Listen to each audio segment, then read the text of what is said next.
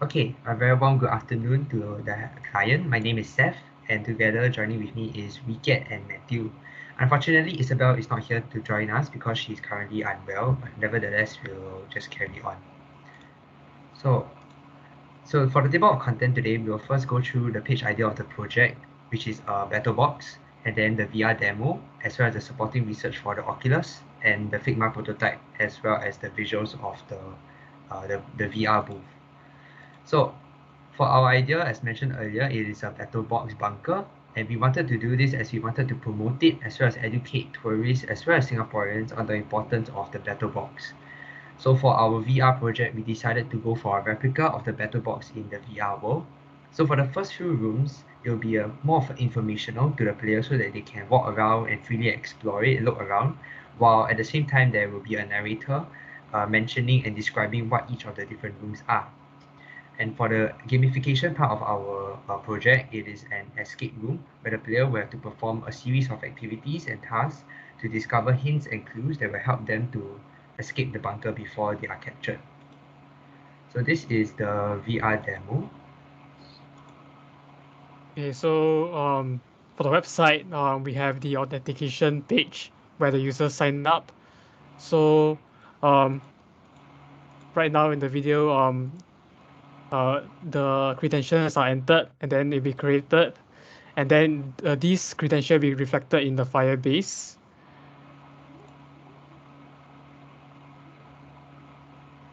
As you can see, it's reflected in the authentication for the Firebase. And then right now, we'll be creating data which will be reflected in the real-time database.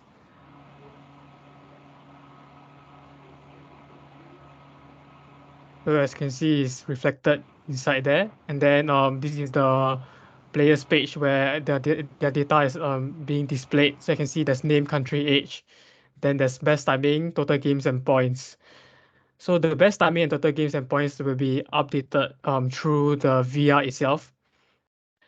Um, and then we have the leaderboard also, where it's filtered by the fastest timing um, for the escape room.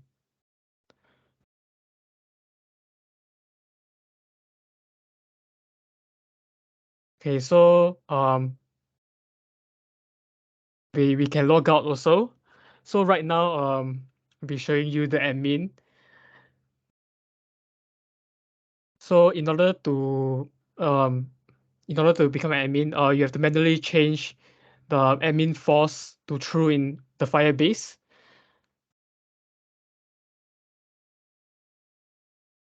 So first of all, I will show you before changing it to false. When the player log in, you'll bring you to the profile page.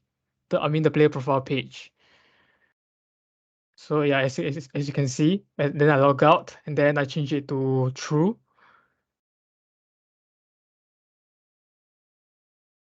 Once I log in, it will go to the admin page. So yeah, the admin page will display all the player except for players that are admin.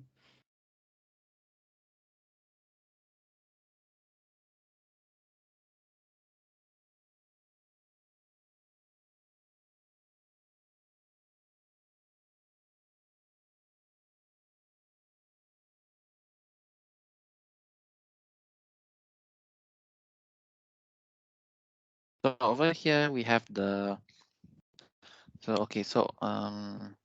just hold on. So over here we have the UI, the virtual reality game in Unity.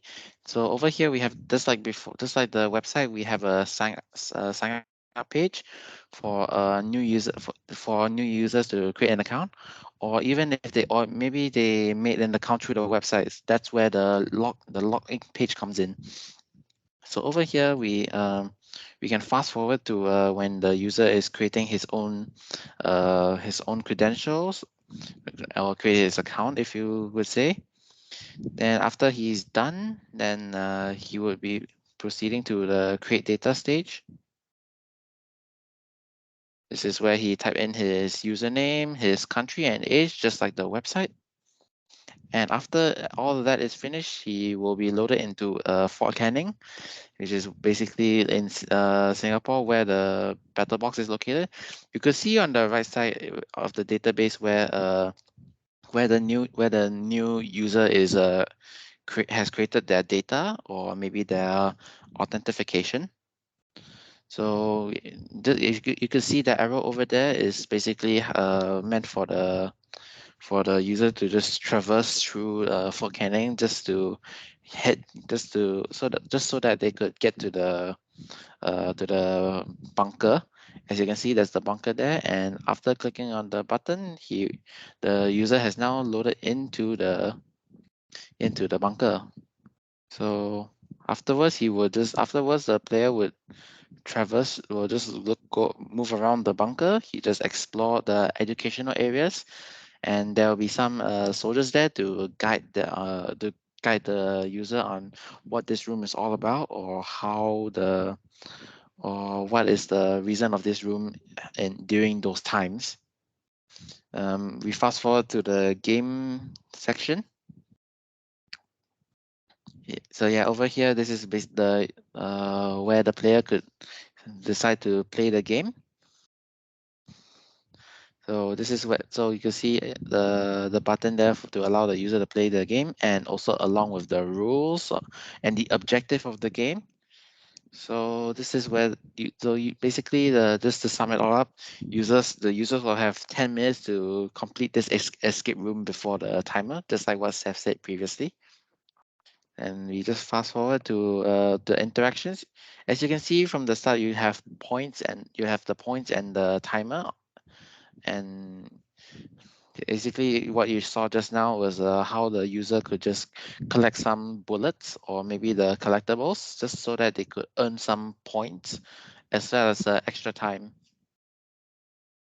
So as you can see, one of the interactions here is the draw, basically where they could just pick up an item, take an item out of the drawer.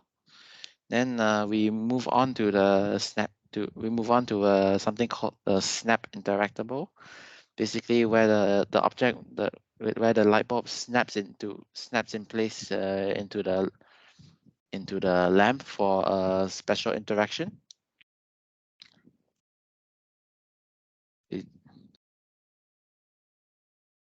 As you can see, the light bulb has been fixed, but then eventually the light bulb will break, leaving shards of the light bulb, which then the players could interpret this as a clue which leads to a key. I think we fast forward to when the user grabs the key and uses it on the door. You can see that using the key, he can unlock the door. And over here, we see some crates that are highlighted in red when we hover over our controller over the crates. You see they are red color. That means they are destructible. So then that's where we grab our weapon. And using this weapon, we could destroy these objects. As you can see, the crates are now being broken. And now we fast forward to the padlock, where the user will find the code, and you just find. I think it's so as you can see, the user has entered an incorrect code, which hence the door will not be able to open. So now we then proceed to the user finding the code. I think we just need to fast forward a bit to that moment.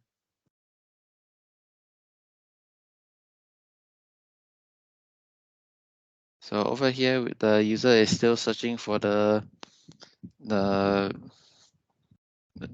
code by backtracking from where he was originally left off.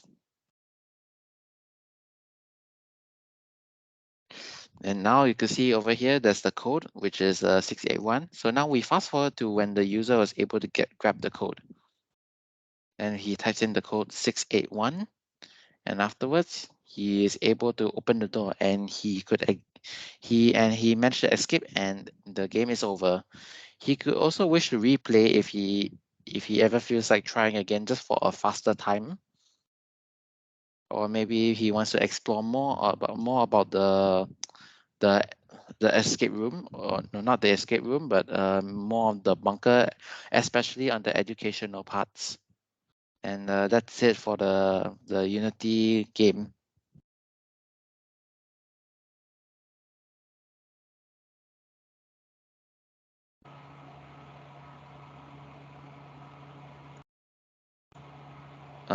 Wicket, I believe you are muted. Okay, so this is the supporting research.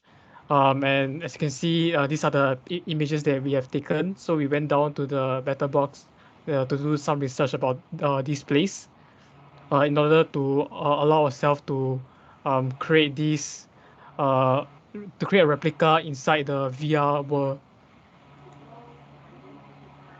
Okay, so for the Oculus Quest, the specifications, the display will be a fast switch LCD display with a resolution of 1832 by 1920 pixels per eye. The processors, the headset is powered by a Qualcomm Snapdragon XR2 processor, which provides improved performance compared to the original Quest. And then for the tracking, the Oculus Quest 2 uses inside-out tracking to track the player's gestures and movements. Lastly, the controllers features ergonomics, designs, intuitive button layouts, and built-in tracking for precise and accurate tracking. Okay, so for the Figma prototype itself, let me just quickly go to the GraphXR itself. So firstly, when the users open it up, this is the homepage, this is what they'll see. So they can, let's firstly go to the game part of it.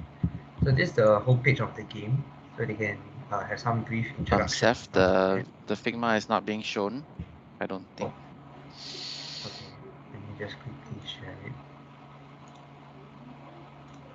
Sorry about that. So anyway, let's go back. So this is the home page of whatever the users will first see. So let's go to the game page first. So this is like a brief description of whatever the game is. Once they press the play game button, they can immediately go to the first screen where there will be some description they need to do. So let's just quickly run through this. They just need to press the buttons to go to the next pages and also take a quick read of whatever they need to do and what they can do. So they can press some buttons like that to open drawers, to pick up the bulb, to attach the bulb, and once they attach the bulb, they can go forward and pick up the key. So like what Matthew said, put in the key and move forward into the next room. They can also grab the weapons by pressing the button and also smash the crates. So they can also go back to the other rooms to find the to find the code that they need. And once they have done that, they can key in the code like this. So 6 right here, 8 and 1. So once that is done, they can just press the big button and they have completed the game. So they can go back, and these 5 rooms down here at the first page, at the home page, is the exploration room. So there's description and information about the different rooms and the name of the room itself. You can go here to navigate between the different rooms, however they like, to read more about the different information. So that's essentially it for the bunker itself, for the Figma prototype. So lastly, for the visuals. Okay, so this is the visual of the spatial VR room. So the dimensions we have is the width will be 5 meters, the length 5 meters, and the height 3 meter. So as you can see based on the image, it is similar to the rooms in the bunker, as you would like to let the players who want to try the VR know that this is a room at the Better Box. And then as you can see the walls, there's a word that says the Better Box VR game also. Some of the stuff that we use that is from the Better Box are like the doors, um, the interior, the lamp, as you can see on the first image. And then you can see there's a VR treadmill for the players to like move around in that position. As you see that the VR game that we created, that was presented by Matthew just now, allows the players to explore different kind of room. So the player can walk around on that treadmill to explore the different rooms. And there's a TV there for people who are like passing by to like see what this play is up to. Yep, and that's all for our presentation. Thank you.